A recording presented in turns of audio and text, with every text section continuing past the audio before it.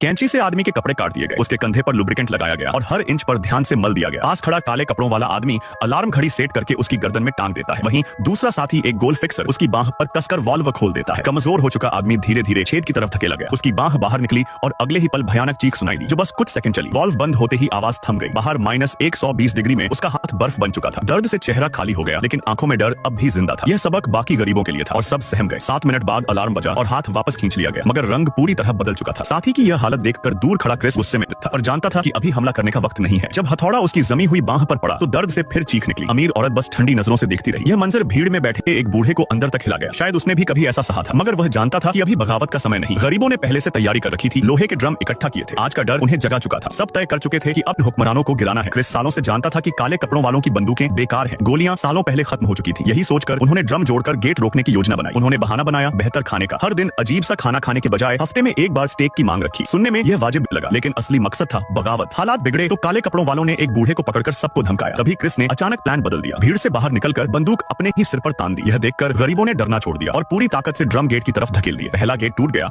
और काले कपड़ों वाले संख्या में कम होने के कारण ढेर हो गए, मगर यह बस शुरुआत थी। आगे कई दरवाजे थे। तीसरे गेट पर एक लॉक एक्सपर्ट ने मदद की और खाना बनाने वाले डिब्बे का ताला खोला। अंदर झांकते ही क्रिस का दिल दहल गया। पिछले 17 साल से सब लोग जो चौकोर खाना खा रहे थे, वह असल में कॉकरोच से बना था। वह सच बताने की हिम्मत नहीं जुटा पाया। असली मकसद था आगे बढ़ना। फिर अचानक काले कपड़ों वालों ने नाइट विजन गॉगल्स पहन लिए। क्रिस को अजीब लगा, लेकिन अगले ही पल ट्रेन सुरंग में दाखिल हुई और पूरा डिब्बा अंधेरे में डूब गया। गरीब लोग कटने को तैयार बकरियों की तरह खड़े थे। तभी किसी ने माचिस जलाई, फिर मशाल बनी और हाथों से होते हुए सब तक रोशनी पहुंच गई। तस्वीर बदल गई। उन्होंने पलटवार किया और दुश्मनों को खत्म कर दिया। अमीर औरत भागने लगी, मगर पकड़ी गई। क्रिस ने उसे कैद कर लिया। लड़ाई जीत ली गई, पर जिंदा बचे लोग बहुत कम थे। बुजुर्गों ने सलाह दी कि अब रुक जाओ, लेकिन क्रिस ने तय किया कि वह आगे बढ़ेगा। वह सिर्फ 6 साथियों और औरत को लेकर निकल पड़ा। रास्ते में उसने पहली बार पौधे देखे और अमीरों की ऐशो आराम भरी जिंदगी, मगर बच्चों से भरे डिब्बे में उसने देखा कि उन्हें ट्रेन के मालिक को भगवान मानने की शिक्षा दी गई थी। लड़ाई आगे बढ़ती गई। कई साथी मारे गए। आखिरकार क्रिस आखिरी गेट तक पहुंचा, मगर वह खुल नहीं रहा था। साथी ने समझाया कि असली दरवाजा बाहर की दुनिया की ओर है। बर्फ पिघल रही है और शायद बाहर अब जीना संभव है। उसने धमाके की तैयारी भी कर रखी थी, लेकिन तभी गेट खुद खुल गया। औरत बाहर आई, साथी को गोली मार दी और क्रिस को अंदर बुला लिया। अंदर असली सच सामने आया।